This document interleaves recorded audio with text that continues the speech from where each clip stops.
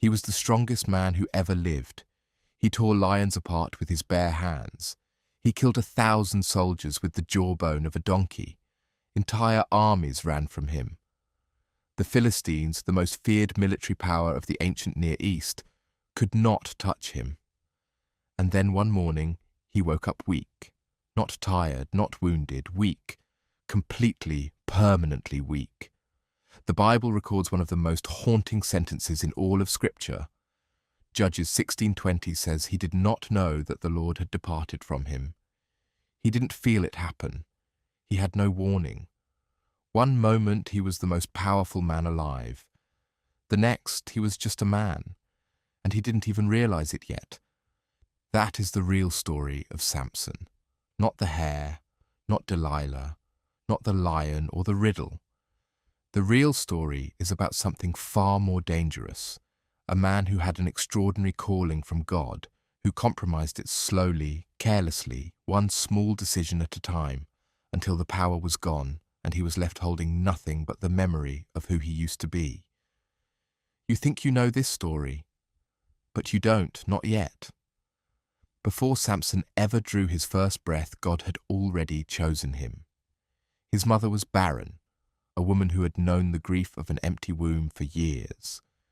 Then one day, the angel of the Lord appeared to her with a message that would change everything. She would conceive and give birth to a son, and this son would not be an ordinary child. He would be a Nazirite, set apart to God from before his birth. No razor would touch his head. He would not drink wine or eat anything unclean. He was to be consecrated, dedicated, separated for a specific divine purpose. His mission was written before his birth, to begin the deliverance of Israel from the hand of the Philistines. Judges 13:5. This is where the story of Samson begins, not with Delilah, not with the pillars of the temple. It begins with a promise, a calling, and a child who would carry the Spirit of God with such power that no force on earth could stop him. But here is the thing about Samson that makes his story so heartbreaking and so relevant to every one of us. His downfall was not sudden. It was not the result of one catastrophic mistake. It was the result of a pattern, a slow, repeated, almost invisible pattern of compromise that began long before Delilah ever entered his life. To understand why Samson lost God's power, you have to watch the entire arc of his life. Because the fall of Samson was not an accident. It was a destination he walked toward one step at a time. Manoah and his wife lived in Zorah, in the tribe of Dan. They were faithful people.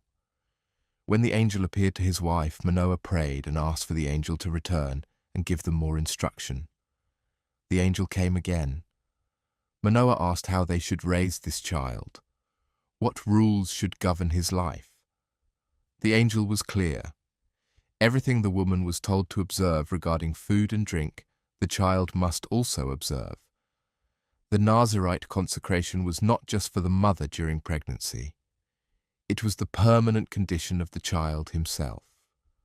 A Nazirite vow in ancient Israel was one of the most serious spiritual commitments a person could make. Numbers 6 describes it in detail. No wine, no strong drink, no vinegar, no grapes, no raisins, nothing from the vine at all, no contact with the dead body, and above all, no razor was to touch the head. The uncut hair was the visible outward sign of an inward reality. This person belongs to God. Their strength does not come from themselves. It comes from consecration. The hair was not magic. Let that be clear from the beginning. The hair was a symbol, a covenant symbol. It represented Samson's agreement with God, his side of a holy relationship. As long as the hair remained, it was evidence that the covenant was intact. As long as the covenant was intact, the Spirit of God moved through him. This distinction will matter enormously before this story is over. As Samson grew, something remarkable happened. The Spirit of the Lord began to stir him. Judges 13:25 says this in a quiet, almost understated way. But what it means is that God's power was awakening in this young man. The calling was becoming active. The purpose was beginning to move. And then Samson grew up, and he began to make choices. The first recorded act of Samson's adult life is not a battle. It is not a prayer. It is not a moment of worship or dedication. It is a demand. Samson went down to Timnah, a Philistine city, and he saw a Philistine woman. And he came back to his father and mother and said, "Get her for me as my wife." Judges 14:2. His parents were alarmed. "Is there no woman among the daughters of your relatives, or among all our people, that you must go to take a wife from the uncircumcised Philistines?" This was not mere cultural preference. The law of God was explicit. Israel was not to intermarry with the surrounding nations, because those nations would turn their hearts away from God. Deuteronomy 7:3-4. Samson knew this. He had been raised in a household that feared God. He had been told his purpose since childhood. But Samson answered, "Get her for me, for she is right in my eyes." Judges 14:3. That phrase, "right in my eyes," appears again later in the book of Judges in one of the most devastating summaries of an entire generation. In those days there was no king in Israel. Everyone did what was right in his own eyes. Judges 21:25. Samson was supposed to be different. He was supposed to be set apart. But his first adult decision was shaped by the same spirit that was corrupting all of Israel, the spirit of doing whatever feels right to me. The text adds an important clarification in verse 4. This was from the Lord, who was seeking an occasion to confront the Philistines. God can work through the consequences of our choices without those choices being approved by him. Samson's desire was his own. God's sovereignty did not make it righteous. It only meant that even Samson's compromises could not derail the ultimate plan. But they could destroy Samson. And they would. On the way down to Timnah, something extraordinary happened. A young lion came roaring towards Samson. And the Spirit of the Lord rushed upon him, and he tore the lion in pieces as one tears a young goat. Judges 14:6. He had nothing in his hands. He needed nothing. The Spirit of God came on him like a flood, and he dismembered a full-grown lion bare-handed. He didn't even tell his parents what had happened. There is something in this detail worth pausing on. Samson had real power, undeniable, supernatural, God-given power. He was not pretending. The Spirit actually moved through him. But already in this moment, we see a pattern beginning to form. The power of God and the disobedience of Samson are starting to occupy the same space. He is being used by God while simultaneously walking away from God's instructions. This tension will define the rest of his life. When he returned some time later to marry the woman, he turned aside to see the carcass of the lion, and there was a swarm of bees in the carcass and honey. He scraped the honey into his hands and ate it as he walked. He also gave some to his parents, but he did not tell them that he had taken the honey from the carcass of the lion. Judges 14:8-9. This seems small, but it is not small. The Nazirite vow explicitly prohibited contact with a dead body. Any contact with a corpse, human or animal, broke the vow and required purification rituals. Numbers 6:6-9. Samson reached his hands into the rotting carcass of a dead animal and ate from it. And he said nothing to his parents, who unknowingly ate honey that had violated the covenant their son was supposed to keep. This is the moment the pattern crystallizes. Samson knows the rules. He breaks them. He hides what he has done. And life goes on. The Spirit has not left yet. Nothing bad has happened yet. And so the lesson Samson begins to learn, the dangerous, deadly lesson, is that compromise has no immediate consequences. That lesson will cost him everything. At the wedding feast in Timnah, Samson made a feast, and the text notes almost in passing that this is what young men used to do. The Hebrew word for feast here is the same root as the word for wine. The feast lasted 7 days. It was a wedding party. And Samson, the Nazirite who was not supposed to drink wine or be near anything connected to the vine, was hosting it. The text does not say explicitly that Samson drank, but the context is suggestive, and the pattern of the surrounding narrative makes the setting unmistakable. This was a drinking feast among Philistines lasting a week, thrown by a man whose calling required total abstinence. During the feast, Samson proposed a riddle to 30 Philistine companions. If you can tell me what it is within the 7 days of the feast, I will give you 30 linen garments and 30 changes of clothes. If you cannot tell me what it is, you shall give me 30 linen garments and 30 changes of clothes. Judges 14:12-13. The riddle. Out of the eater came something to eat. Out of the strong came something sweet. The answer, of course, was the lion and the honey, a secret that no one should have known except Samson. But the Philistines were not going to lose gracefully. On the 4th day, they went to his new wife and threatened her and her family with death if she did not extract the answer. So she wept before Samson through the 7 days of the feast, pressing him, manipulating him through tears and accusations of not loving her, until on the 7th day he told her the answer, because she pressed him hard. Judges 14:17. And she told the Philistine men. This is the first time we see Samson compromised by a woman through emotional manipulation. It will not be the last. In fact, the scene with his wife in Timnah is almost a rehearsal, a smaller, earlier version of exactly what Delilah will do to him years later. The method is identical. Weeping, persistent pressure, accusations of not truly loving her. Samson's response is identical. He eventually breaks and tells. This pattern is not accidental, and Samson learns nothing from it. When the men of the city gave him the answer to his riddle, Samson knew immediately that his wife had betrayed him. The Spirit of the Lord rushed upon him, and he went down to Ashkelon and struck down 30 men and took their spoil to pay his debt. But he was burning with anger. He returned to his father's house, and his wife was given to his companion. The first marriage was over before it truly began, and Samson walked away furious, unbroken, unchanged. Time passed. Samson's anger cooled.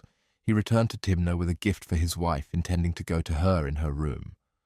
But her father stopped him at the door. He had given her to another man, assuming that Samson hated her entirely. He offered Samson her younger sister instead. Samson's response was calculated fury. He caught 300 foxes, tied them tail to tail in pairs, fixed a torch to each pair of tied tails, set the torches on fire and released them into the standing grain of the Philistines. The fields burned. The vineyards and olive orchards burned with them. Judges 15:4-5. The Philistines retaliated by burning Samson's wife and her father. Samson struck them down in a great slaughter. He then retreated to the rock of Etam to hide. The Philistines came after him into Judah. The men of Judah, terrified, unwilling to fight, went to Samson and agreed to bind him and hand him over just to keep the peace. Samson consented, but warned them not to strike him themselves. They bound him with new ropes and brought him down to the Philistines at Lehi. And there the Spirit of the Lord rushed upon him again. The ropes that were on his arms became as flax that has caught fire, and his bonds melted off his hands. He found the fresh jawbone of a donkey, and with it he struck down 1,000 men. Judges 15:14-15. 1,000 soldiers, with a jawbone, in one encounter. After the battle, Samson was desperately thirsty, an almost human, vulnerable moment. He cried out to God. This is one of the few moments in Judges 13-15 where Samson prays. God opened a spring and Samson drank and was revived. For 20 years, Samson judged Israel in the days of the Philistines. But the Bible is careful not to present these 20 years as a season of holiness or faithfulness. There is no record of Samson leading Israel in worship, or calling the nation back to God, or building anything lasting. His judgeship was characterized by personal vendettas and spectacular violence, not by covenant leadership. The calling was being used, but the man was not being transformed. That gap between gift and character is the incubator of disaster. Then Samson went to Gaza. Gaza was a major Philistine city, an enemy city, a dangerous city for the most wanted man in the region. And Samson went there, and he saw a prostitute there, and he went in to her. Judges 16:1. The people of Gaza surrounded him through the night. They waited at the city gate. They planned to kill him at dawn. But Samson rose at midnight and took hold of the doors of the gate of the city and the 2 posts, pulled them up, bar and all, put them on his shoulders, and carried them to the top of the hill that is in front of Hebron. Judges 16:3. He walked out of a trap carrying the city gates on his back, 40 miles from Gaza to Hebron. He set them on a hilltop like a trophy. Nothing could stop him. The Philistines had tried armies, ambushes, ropes, walls. Nothing worked, and Samson knew it. He had begun to trust not in God's spirit, but in his own invincibility. He no longer saw any reason to be careful. He had survived everything. His past protection had become his future presumption. This is the spiritual danger that prosperity without reflection always creates. When God blesses us, and we attribute the blessing to our own strength, we start walking into Gaza. We stop being careful. We stop being consecrated. We start trusting in our track record instead of our relationship. And then Delilah appeared. Judges 16:4 says, "After this he loved a woman in the valley of Sorek, whose name was Delilah." This is the only woman in the Samson narrative whom the text says he loved. His wife in Timnah he desired. The prostitute in Gaza he visited. Delilah he loved. The lords of the Philistines came to her immediately. Each of the 5 Philistine lords offered her 1,100 pieces of silver, 5,500 pieces of silver total, if she could find out the secret of his great strength and how they could overpower him. Judges 16:5. Delilah agreed. She never pretended otherwise to the reader. And now the most famous seduction in the history of the world was underway. Delilah asked Samson directly, "Tell me where your great strength lies and how you might be bound, that one could subdue you." Judges 16:6. She was not subtle. She did not hide her intention. She literally asked him how his enemies could tie him up and control him. And Samson did not leave. He did not rebuke her. He played a game. The first time he told her to bind him with 7 fresh bowstrings and bowstrings that had never been dried. She did it. The Philistines were hidden in the room, waiting. She called out, "The Philistines are upon you, Samson." He snapped the bowstrings like a thread of flax snaps when it touches fire. Judges 16:9. The Philistines had been in the room. They had been there the whole time. Samson saw them. He knew. He stayed. The second time she told him her feelings were hurt, that he had mocked her. She pressed him again. He told her new ropes were used. He snapped them off his arms like a thread. Judges 16:12. He stayed. The third time he told her about 7 locks of hair woven into a web. She wove his hair into a web while he slept, fastened it with a pin, and called out to him. He woke and pulled away the pin and the loom and the web. Judges 16:14. He stayed. Do you see what is happening? 3 times Delilah has tried to hand him to his enemies. 3 times the ambush has been set. 3 times armed Philistines have been waiting in the room. Samson has now confirmed, beyond any reasonable doubt, that the woman he loves is actively working with the people who want to kill him. and he has stayed. This is no longer naivety. This is willful blindness. This is a man who knows the truth, but refuses to face it because facing it would require him to walk away from something he wants. That same pattern, right in his own eyes, that drove him to Timnah, has now driven him to this room, this woman, this slow-motion catastrophe. Samson thought he was playing a game. He did not understand that the game was playing him. Then she said to him, "How can you say, 'I love you,' when your heart is not with me? You have mocked me these 3 times, and you have not told me where your great strength lies." Judges 16:15. This is the exact same language Samson's first wife used in Timnah. "You hate me. You do not love me. You have not told me the answer to your riddle." The method is identical. Samson had already seen this movie. He already knew how it ended. He had already given away a riddle through tears once before. He had already watched his wife betray him through emotional manipulation. And now, years later, he was about to do the exact same thing. And she pressed him hard with her words day after day and urged him. His soul was vexed to death, and he told her all his heart. Judges 16:16-17. There it is. He told her all his heart, not just a detail, not just a clue, everything, the full truth. "If I am shaved, then my strength will leave me, and I shall become weak and be like any other man." Why? Why did he tell her? The text says his soul was vexed to death, literally to the point of death, by her persistence. This was not a sudden moment of weakness. This was the cumulative weight of a lifetime of small surrenders arriving at their final destination. Samson had compromised the Nazirite vow as a young man at the lion's carcass. He had violated it at the feast. He had broken trust with God again and again. He had treated his consecration as a formality, a background condition of his life rather than a living relationship. He had used God's power while ignoring God's instructions. And so when the final test came, he had nothing left to hold with. Compromised people cannot withstand sustained pressure. Character is built through obedience. Samson had built nothing. He had only performed. And performance collapses under pressure. Character stands. He told her all his heart. Delilah saw that he had told her all his heart. She sent and called the lords of the Philistines, "Come up again, for he has told me all his heart."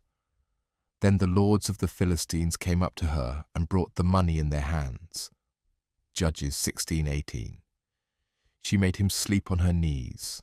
She called a man and had him shave off the 7 locks of his head. Then she began to torment him, and his strength left him.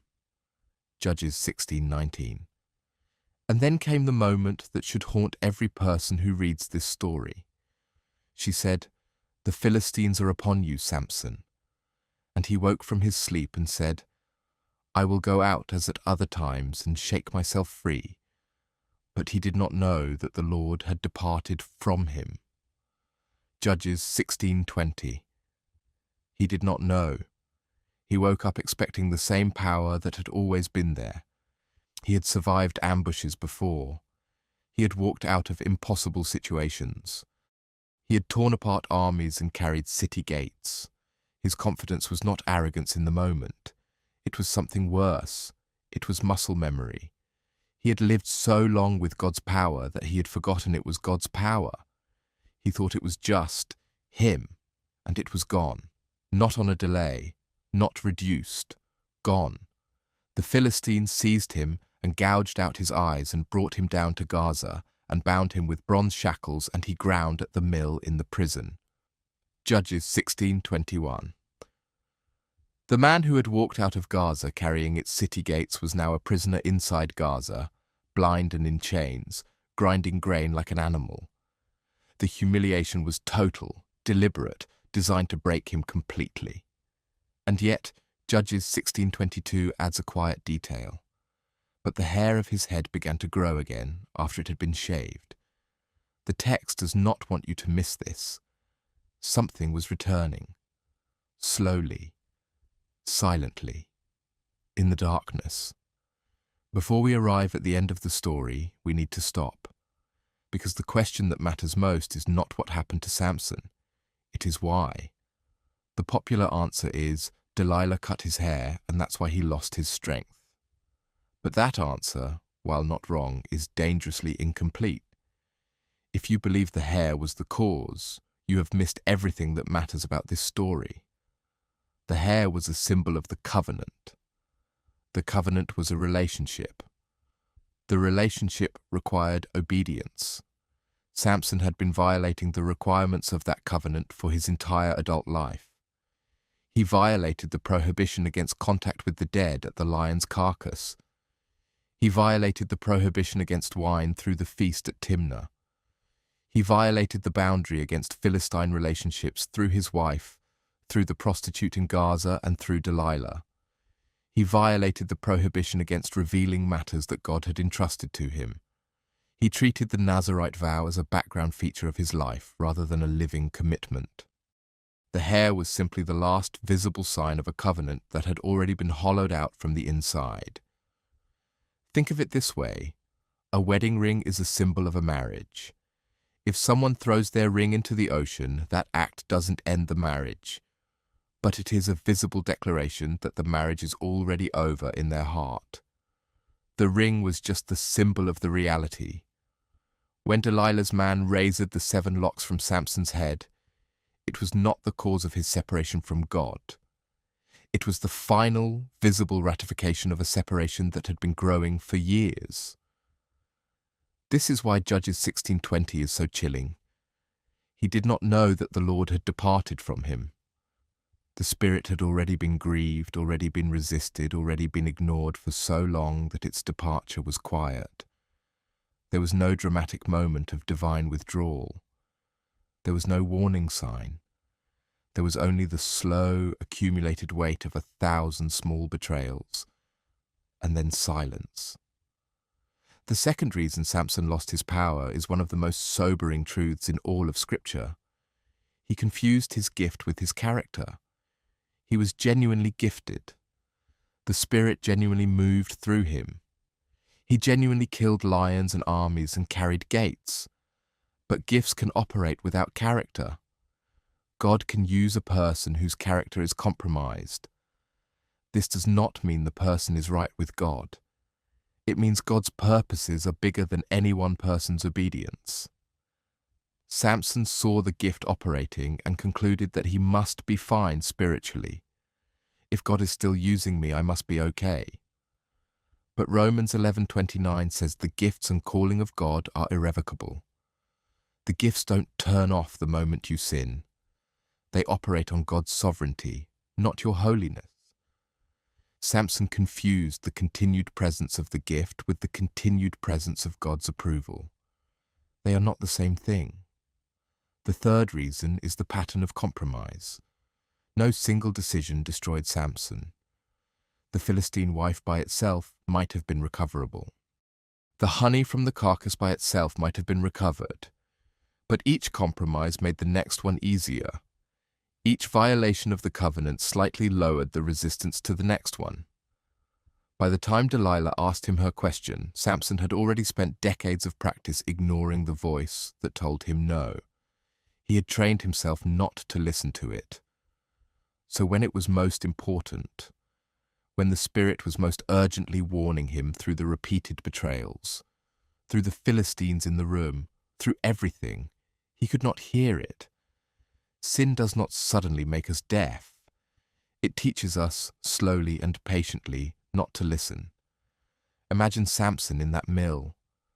The man who once stood on a hilltop and called out a riddle to 30 Philistine warriors. The man who carried city gates 40 miles through the night. The man whose name alone made armies pause. Now he was shuffling in circles in a dark room, turning a grinding wheel, doing the work of a donkey, blind, chained, humiliated. The Philistines celebrated. Their god Dagon had delivered Samson into their hands. That was their theological interpretation of events. Our God has given our enemy into our hand. the one who laid waste our country and has killed many of us. Judges 16:24. They praised Dagon. They were holding a great feast. They were exultant. And then in the middle of their celebration, they had what felt like a perfect idea. Bring Samson out. Let us see him. Let us mock him in public. Let us show everyone what becomes of Israel's champion when Dagon is against him. They called Samson from the prison, and he stood between the pillars in the great temple. 3,000 people were there, on the roof alone. The lords of the Philistines, the rulers, the warriors, the crowds, all of them celebrating the fall of the man they had feared for 20 years. All of them looking at the blind, broken, chained figure standing between the columns of their temple. But no one noticed what Samson had asked of the boy who was guiding him. Let me feel the pillars on which the house rests, that I may lean against them. Judges 16:26. He found them, one with his right hand, one with his left. And then Samson prayed, O Lord God, please remember me and please strengthen me only this once, O God, that I may be avenged on the Philistines for my 2 eyes. Judges 16:28. This is Samson's most vulnerable moment in the entire narrative. This is the first time we hear him pray with no performance, no cleverness, no game. He is broken, blind, and deeply aware of what he has lost. He is not claiming righteousness. He is not arguing that he deserves God's help. He is simply asking, please remember me, only this once. There is grief in this prayer. There is a man who understands, perhaps for the first time with full clarity, that God had been there all along, and that the distance between them had been his own doing. Please remember me is the prayer of a man who is not sure God will answer. It is humility born from devastation. And God answered. Samson took hold of the 2 middle pillars on which the house rested and braced himself against them, his right hand on one and his left hand on the other. And Samson said, Let me die with the Philistines.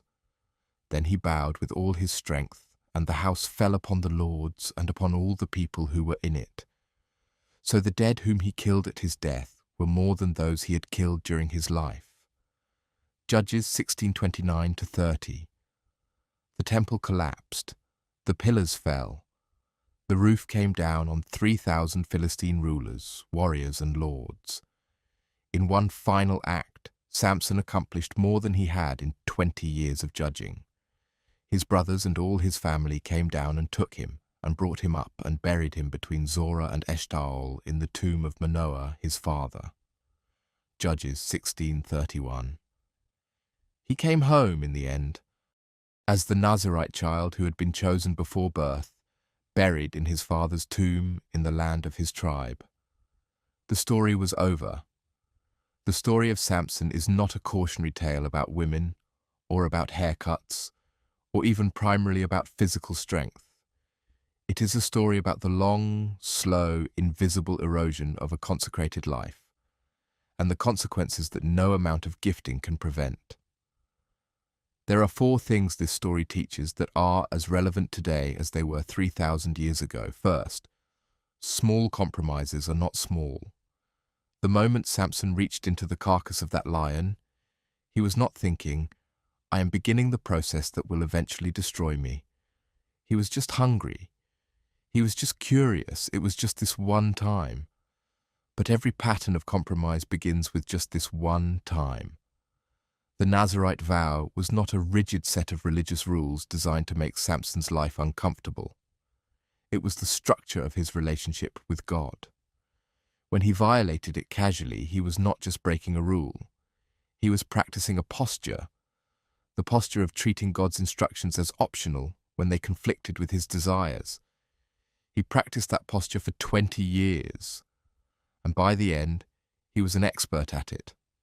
Second, you cannot separate your calling from your character forever. Samson had an extraordinary calling. He had a genuine supernatural gift, but gifts operate through the mercy of God, not through the righteousness of the vessel.